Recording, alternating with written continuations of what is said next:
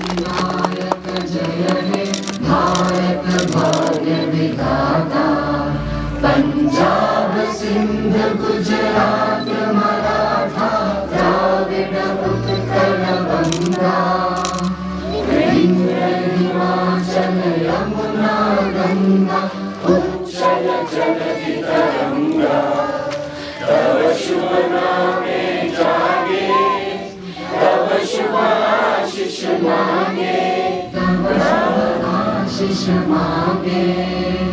गाए तव जय गाथा जन गण मंगल दायक जय हे भारत भाग्य विधाता। जय हे जय हे जय हे जय जय जय जय हे। भारत माता की जय। भारत माता की जय। भारत माता की जय।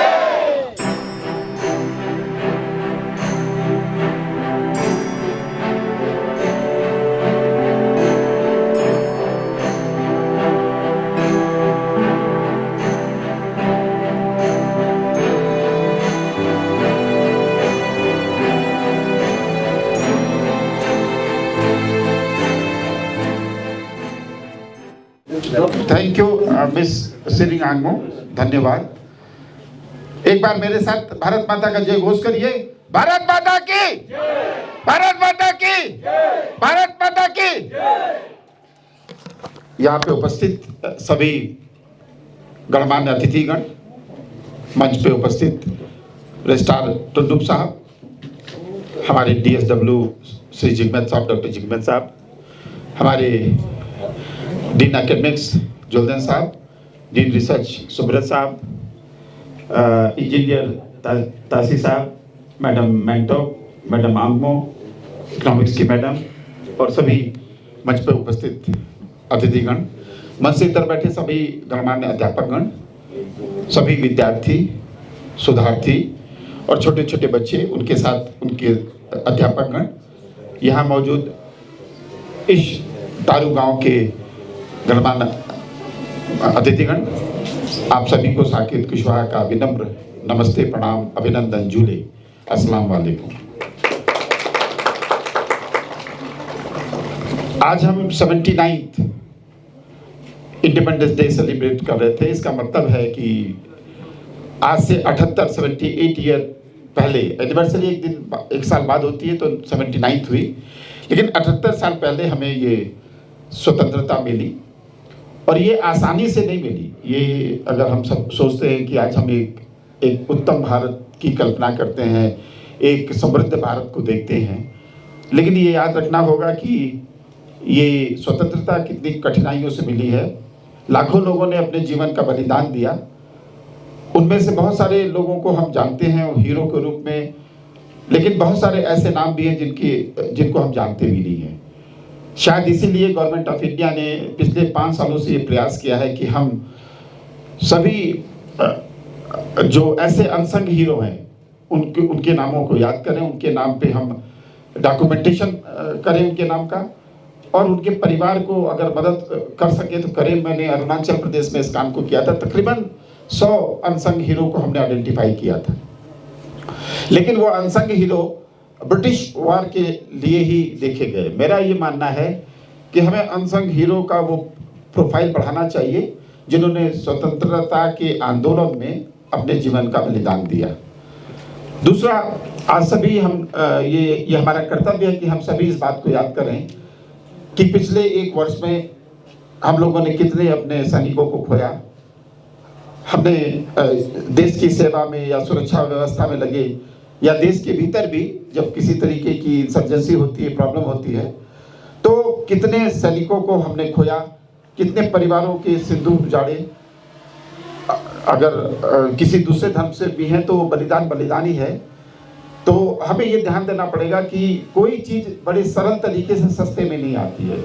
इसलिए ये हमारा नैतिक कर्तव्य है कि हम इसे कैसे सुरक्षित करें, समृद्ध करें, पोषित करें और जीवन में आगे बढ़ाएं।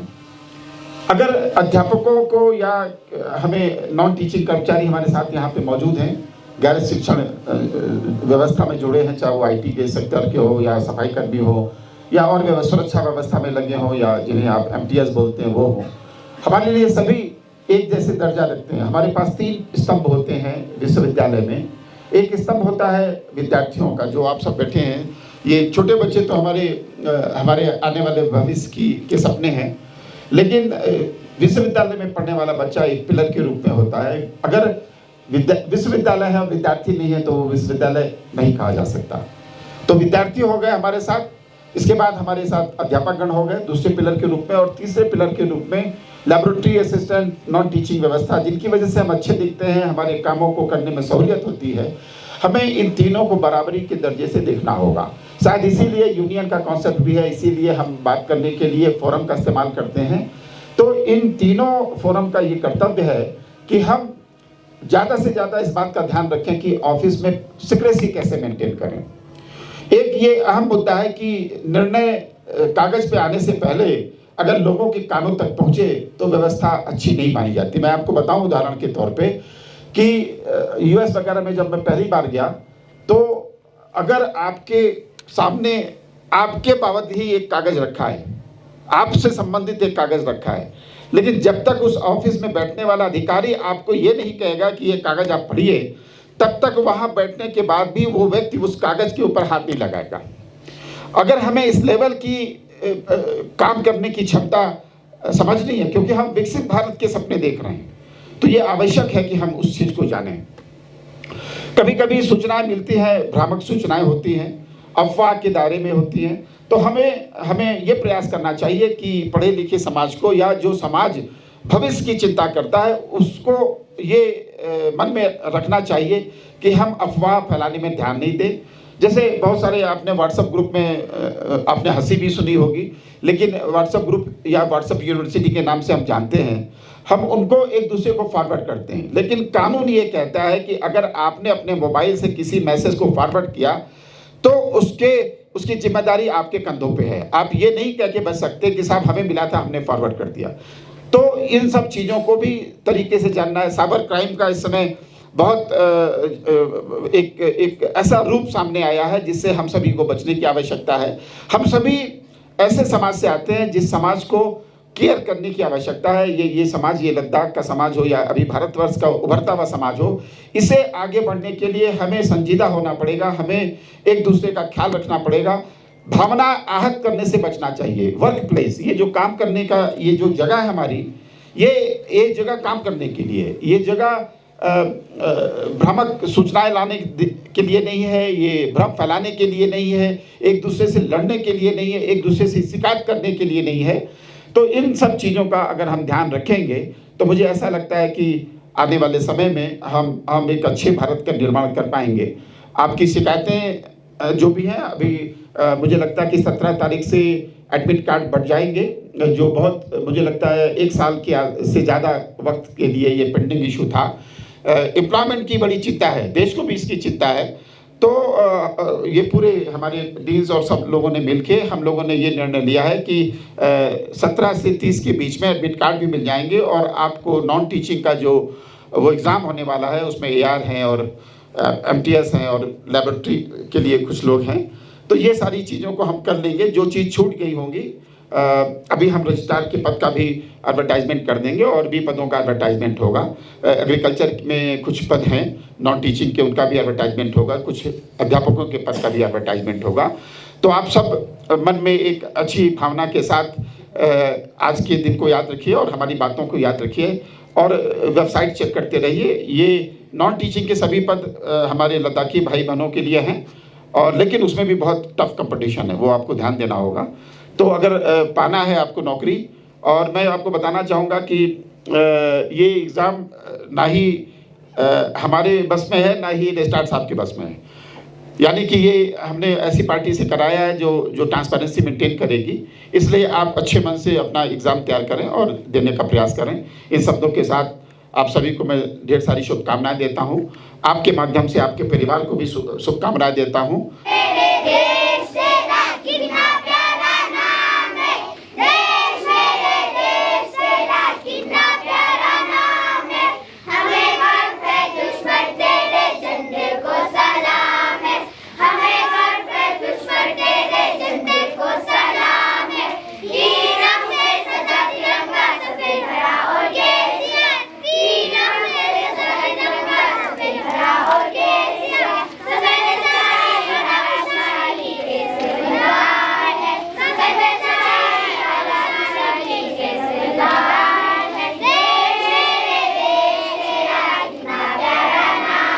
सी आती है, हमें तड़पाती है। जो चिट्ठी आती है तो पूछे जाती है कि घर कब आओगे, कि घर कब आओगे, लिखो कब आओगे, कि तुम बिन ये घर जिस दिन तुम पे सेरू इसके युलादा चाक्सियो जिस दिन तुम पे सेरू इसके युलादा चाक्सियो ahas ki pala mi pamis ke yulvo ahas ki pala mi pamis ke yulvo हर कदम कदम पे धरती बदले रंग, यहाँ की बोली में रंगोली सात रंग।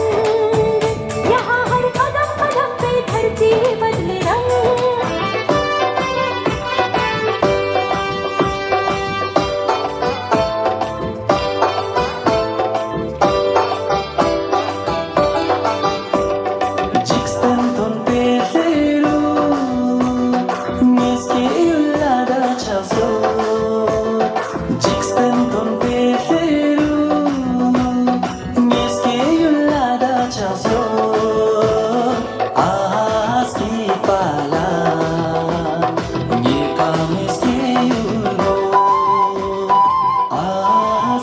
Bala